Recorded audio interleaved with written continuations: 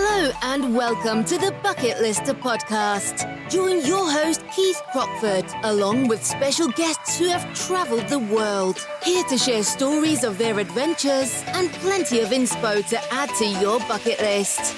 Now, let's get into today's episode. Hello, everyone, and welcome to this episode of the Bucket Lister podcast. I am your host, Keith Crockford, and today I am going to be doing an Everest Base Camp update part 2. Now, a couple of weeks ago, I was joined on the podcast by Santa Suba, who is our agent in Nepal, who organises all of our treks in Nepal, from Everest Base Camp, Island Peak, Annapurna Circuit treks, Mira Peak treks. He does it all. And he came on just after the flooding and gave us a little bit of an update on where things currently were in Nepal, what was happening in Nepal. And over the last couple of weeks, we've had lots of groups out in Nepal. And again, as with last year, we've had some challenges. And I just wanted to go through what was currently happening in Nepal. And again, last year I recorded a podcast all about Lukla Airport and the issues that we were having with Lukla Airport and flying from Kathmandu. And again, those issues are still happening. And I just wanted to kind of give a little bit of an update on what the situation is in Nepal at the minute, so people are aware. So whether you're coming out on a trek with the bucket list or whether you are going trekking in Nepal yourself, especially into the Kumbh region, you're kind of going to know what to expect and what your options are. Obviously, if you did listen to the podcast last year regarding Lukla Airport, we were talking about how you used to fly from Kathmandu to Lukla and get there and everything was fine. And then the Civil Aviation Authority in Nepal decided that because of the air traffic around Kathmandu Airport, they were going to move all of the flights to Ramechhap. Which obviously kind of caused a bit of an issue because obviously it used to be a 20-30 minute transfer from your hotel in Kathmandu to the airport. You get on the plane and then you'd arrive in Lukla. Ramechhap, unfortunately, was a 4-hour drive away. And obviously a lot of people didn't like, and it's not the best 4-hour drive as well. I will point that out. But that is currently the only option. But where that's now become an issue is the fact that the road to Ramechhap, because of the flooding, basically got destroyed. And now it is a lot longer to get to Ramechhap. And now you're talking kind of 7-8 hours to get to Ramechhap. And that really kind of is the only option. Now, there are still people saying you can fly from Kathmandu to Lukla, and occasionally there are flights from Kathmandu direct to Lukla. But the problem is all of the planes are based in Kathmandu, and then they fly to either Lukla, or they then fly from Kathmandu to Ramechhap, pick the first customers up, and then take them to Lukla. So there is no guarantee, even if you have a ticket to go from Kathmandu. And this has been the problem this year, is so many people thought they had flights from Kathmandu, and then their flights have got cancelled, and then they've had to go to Ramechhap. And it's just caused massive issues. And from our perspective, we've just booked our flights from Ramechhap. Like it's the easiest way of guaranteeing a flight. Now, anybody that's kind of been looking over through October, and we had flights going out beginning of October, and we've had flights all the way through and trips all the way through. And the weather has not been favorable in Lukla for planes to land. And Ramechhap has just kind of, again, been overrun with people. And, you know, there's been 1,000 people stuck in Ramechhap. I mean, yesterday they flew 1,100 people from Ramechhap to Lukla who had been stuck there for kind of the past 4 days. And that was, again, issues, people were trying to get helicopters weren't allowed to take off. People are saying, I'm going to get a helicopter from Kathmandu straight to Lukla to save that drive. But again, the helicopters haven't been able to take off. You're also looking at, a massive cost potentially if you are going to take a helicopter. So I just wanted to give you sort of a quick update really on what was currently happening. The short end of it is if you want a flight, you're generally, 99% of the time going to have to fly from Ramechhap.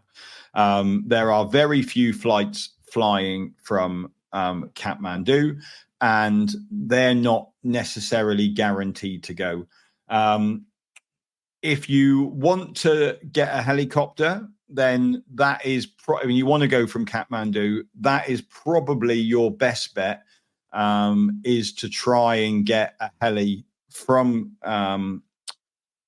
Kathmandu straight to Lukla, get it booked in advance, and that's probably the only way that you're not going to have to take the drive to Ramechhap. Now, again, a helicopter is going to cost you around about $2,500 plus VAT, and that can be shared between up to 5 people with baggage. The problem we've seen over the last couple of weeks is that the helicopters have been, with the amount of people that are stuck in Ramechhap, obviously it is a shorter shuttle for them to shuttle people from Ramechhap up to Lukla than it is to go back to Kathmandu. And they can charge the same money. So obviously, what are they doing? Well, they're taking the shorter runs and taking people from Lukla and doing shorter runs for the same money, which obviously if you've got a flight booked in Kathmandu, then, you're going to be the one that's sort of let down. Now, what I will say to people at the minute, if you're going out within the next sort of week or so, weather looks really good. We had people flying today back from Lukla back to Ramechhap. And again, they got, like I said, I think there was 65 flights flew yesterday into Lukla and out of Lukla, moving people around because the amount of people that have been stuck. So it's good at the minute. But I think, with the delays that have happened, people have been turning away from Ramechhap. Again, they've been heading down and going, look, I've been stuck here for 3 days. I'm not going to be able to achieve my goal. So I'm going to go and trek somewhere else where I don't need to get a flight. So they've, driven down to, the Annapurna region, or they've picked a flight down to the Annapurna region and done a trek down there. Other people have flown to Everest Base Camp and then kind of maybe lost one of their acclimatization days on the way up, and then kind of come back down a little bit quicker and made up the time that they've lost to still get the trek in. So there are possibilities, but I think if you are, what I'm saying to people now is if you are heading out and you want to do an Everest Base Camp trek or an Island Peak trek or a Gokyo Lakes trek or a 3 Pass trek, or you're going to do a Mira Peak trek and you need to fly into Lukla, I think in your back pocket, you need to have that budget to understand that, if I'm going to need to get a helicopter, then that's part of your budget that you're making for your trip.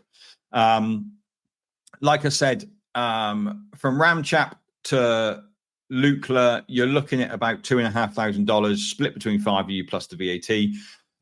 So just a little over $500 per person. If your flight is cancelled, flights are around about $170 single to get from Ramechhap to Lukla. So obviously you will get that money back if you cannot fly on a fixed wing. So then you're looking sort of round about the $350 mark per person. But what you've then also got to take into consideration, if you've got your guide with you, you're going to have to cover the cost of your guide going up as well. So if your guide's with you in Ramechhap, you're not meeting them in Lukla, then you're going to need to get your guide up there. They're not going to pay for themselves to go. So you might need to consider that as well. So it has caused quite a few issues. I know, speaking to other people, not our groups, thank God, but speaking to other people out in Nepal at the minute, lots of people were missing their international flights home because they were stuck in Lukla, not being able to get a fixed wing or a helicopter back down. And, my advice is, you really do need to be checking your travel insurance and making sure that you're covered for, a missed flight, not a missed connection, but a missed flight, and make sure your insurance policy will cover you for that. But yeah, I just wanted to kind of sort of make people aware that, this is the current situation in Nepal. Now, obviously, it's not ideal having to travel all the way down to Ramechhap, and we're not sure when the original road and the 4-hour drive is going to come back. But, what I would say to people is, like, everybody's in the same situation. It's one of those things. It's not, why am I having to do this? Like, everybody is in the same situation as you are. And like, don't get me wrong. I get it. It's frustrating. It's annoying. But, this is adventure travel, and, these things are sort of sent to try us sometimes. And that's certainly been the case with flights this year. There's been lots of sitting around waiting. I mean, we had a group the other day, going back probably a week, 10 days ago, stuck in Ramechhap, 3 days, again, 1,000 people stuck in Ramechhap. And this is where going with a good operator will help you out. Like, our guys on the ground in Nepal are superb. There have been people that have been waiting longer than we had. I kind of don't know the logistics, don't know what happened to them. Obviously, there are multiple airlines that are flying. We managed with the flight agent we had two groups. We had a large Everest Base Camp group and a half-size Island Peak group. So you're looking probably around about sort of 20, 22 people amongst them all. And, we managed to get out before anybody else did of those 1,000 people, just because our team were working really, really hard to make sure our plans weren't as disruptive as they could have been.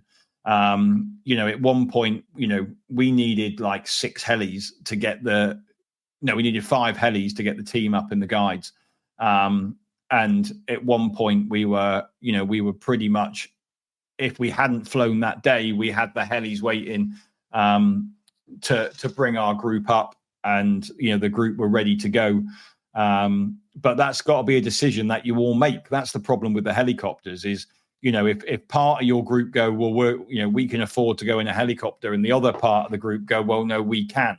Like, it then becomes a bit of a struggle and a bit of an issue. So that's why I'm saying, like, if you are heading out into the Khumbu region, I think, that needs to be part of your planning, is that actually you might need that additional cash to cover a helicopter if you do want to go on your trek with the weather as it's been.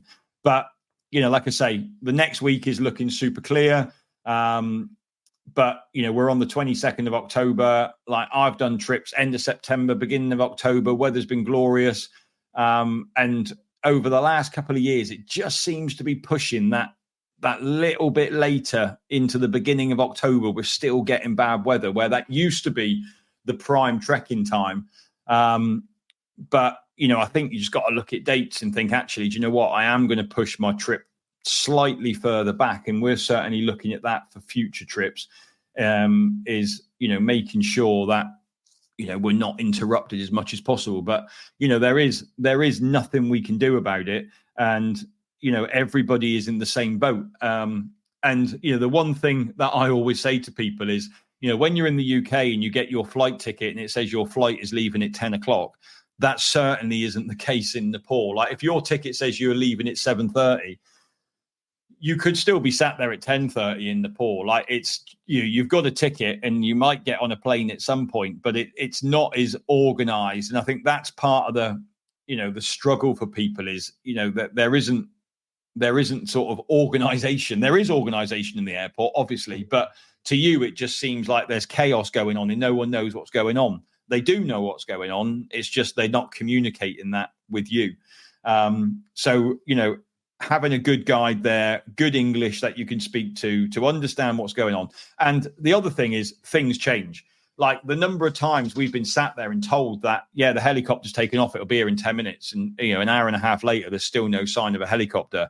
And they're like, oh yeah, it had to go and do a rescue because there's a rescue needs doing and it will come back in a minute. And yes, it's frustrating, but that is just part of being out there. And that is part of adventure travel, and that is part of Nepal and the culture out there. And I think when you go out on these things, you really just do need to sort of just take it as it comes, really. Like it's sometimes there is nothing you can do about it. I've literally been flat out in the office dealing with our agents in Nepal. Like guides have been phoning me, oh, this is the plan, another hour later, right, there's another plan now, half an hour later, right, we need helis, like fixed wings aren't taking off. Lukla air traffic control have stopped them from going. We're then trying to find helicopters for groups, and then all of a sudden the cloud clears, the planes are taking off. So like it's just part of the experience. And I think what I'm trying to say is people just need to be prepared for part of that experience, to think this is part of the trip. Just I suppose my advice is you are going to drive to Ramechhap. If you're going, want to be going on a fixed wing, the best opportunity you've got is to go. I know lots of people who have taken that drive and gone, that's horrendous. I want to fly back in a heli. I'm not going on that drive again. And again, I kind of get that, especially with the new drive of the longer way round.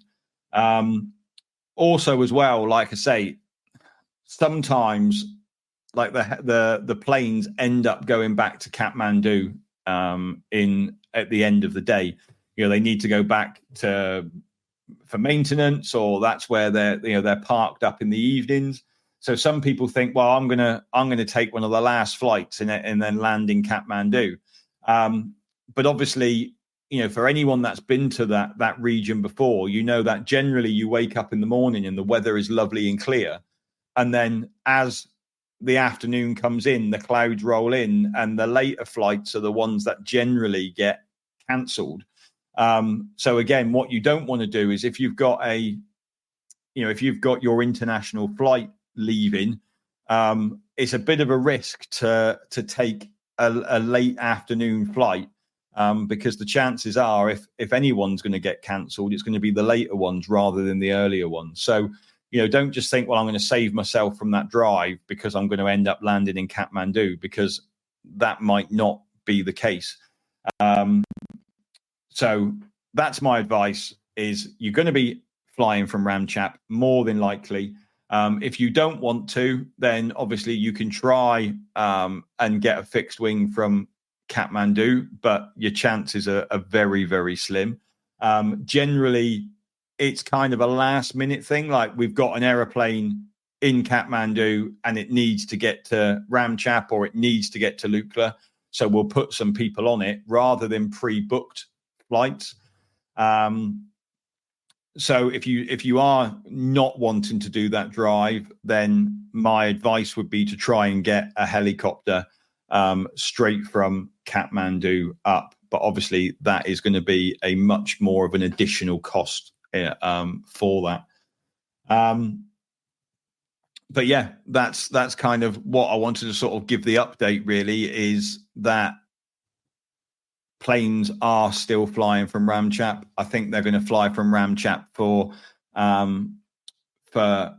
the foreseeable future.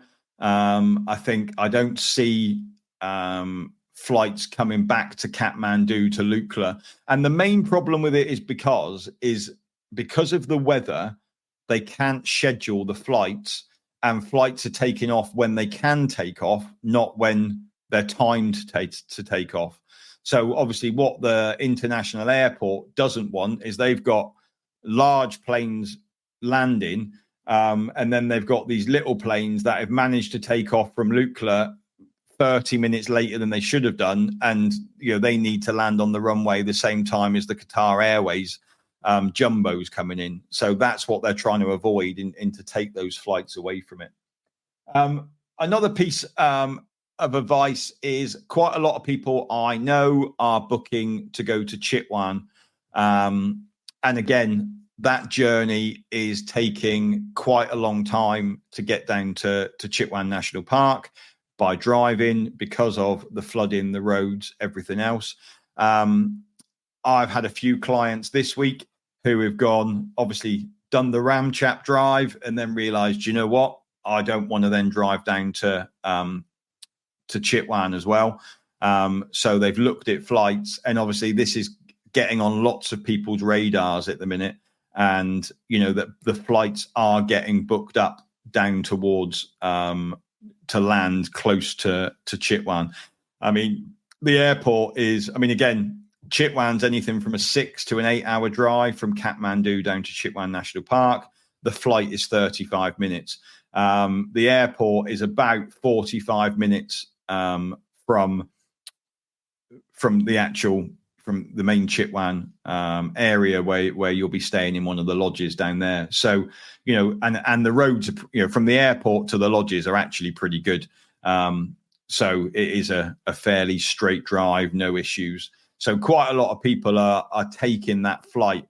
And it's not an expensive flight in terms of, like, I've just done some for some people this week, and including the transfers to get them from the airport to the lodges, you're looking at just over $200. And people are kind of going, do you know what, 12, 18, 16 hours in a vehicle there and back, or a 35-minute flight with an hour the other side, I'll take the flight. But flights are getting super booked up.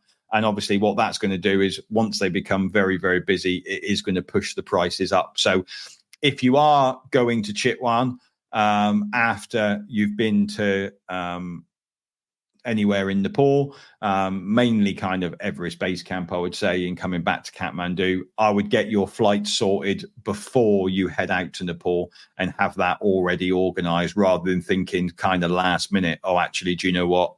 I don't want to take the drive down to there. So that was kind of my update today, really, was just going to be talking through like those things. Obviously, a couple other little points. Obviously, with the weather, lots of people flying in at the same time. Tea houses have been getting pretty busy because everybody's on the same leg. Like I said, like 1,100 people flew in to Lukla yesterday. So, that's that many people going up the trail at the same time. Obviously, some people are going, oh my God, I couldn't think of anything worse. But obviously, if you've gone out there and that is your time to go and do it, then you don't really have a great deal of choice. But what that does mean is potentially tea houses are getting booked up. When you're arriving in certain villages, then, everyone's arriving at the same time as well. So hopefully that's going to ease across the next week with the good weather and, people spreading it out a little bit, and, less people arriving day by day by day and spreading that out. But obviously there's two backlogs. There's one from about 4 days ago, and there's one from 5 days ago and yesterday, sorry. And those waves are heading up, and obviously people are on different itineraries, but they're pretty much, if you're Gokyo, or if you're going up to Island Peak, or if you're going to Everest Base Camp, then you are all starting off on the same kind of first 7 days are all pretty similar. So again, just bear that in mind. But I don't want this to sort of put people off, because it's just, again, bad weather at the start. The flooding hasn't helped. Obviously, the road to Ramechhap and the bridge going is caused some issues, and obviously within the next couple of months that's all going to be sorted. But this is kind of an update just for now. If you are heading out within the next kind of couple of weeks, next month, then you're going to have those issues on the trek with getting to Ramechhap. But if anyone else has got any secrets of how to fly from Kathmandu, then please let me know. I'd be really interested in finding out, because it would save me an awful lot of work. But ultimately, I don't think there are any solutions at the minute. Everybody's in the same boat.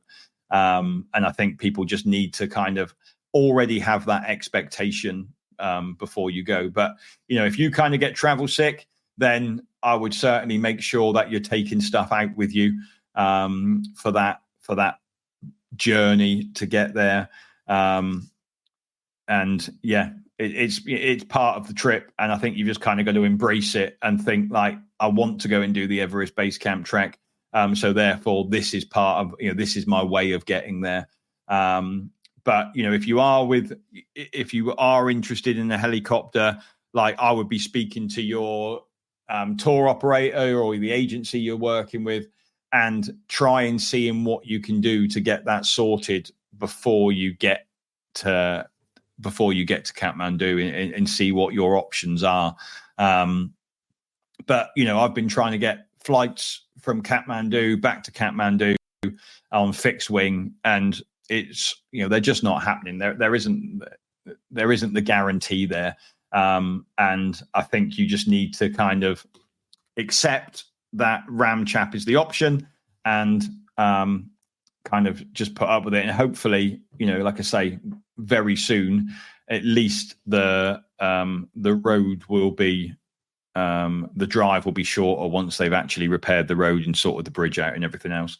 My advice to people is to leave Kathmandu early, and drive down during the day. And then if you get your tour operator or the agency you're working with to try and get you some accommodation, so you are down in Ramechhap for the night before the flight goes the following day. I remember the first year that they changed it to Ramechhap, I drove down through the night, and it was horrendous. And then the second time I went and did it, we drove down during the day, had the night in Ramechhap, staying in a lodge down there, and then got up in the morning, had breakfast, and then went to start our trek. And I think that's a much nicer way of doing it. You're not starting your trekking day off, your first day of trekking tired from traveling all night. It's very hard to sleep in the vehicles. So that, again, would be my advice, that, I know last week there was people getting to Ramechhap. There was nowhere to stay in Ramechhap. They were stuck, and they were driving back to Kathmandu to go back to a hotel, to get up again, to then leave, to drive back to Ramechhap the next day to see if they could get their flight. That's no fun. Like, if you can get your agency or the tour operator you're using to house you in Ramechhap, that's a much, much better way of doing it. Anyway, that's my update from today. I hope you found it interesting. Obviously, it is there for people who are flying to going to Everest Base Camp.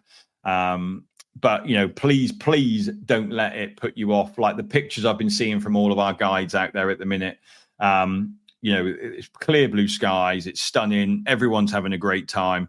But yeah, just, bear this in mind, that it might not be the start that you thought it was originally going to be, but it's still an amazing trip. You should still have it on your bucket list. It shouldn't put you off.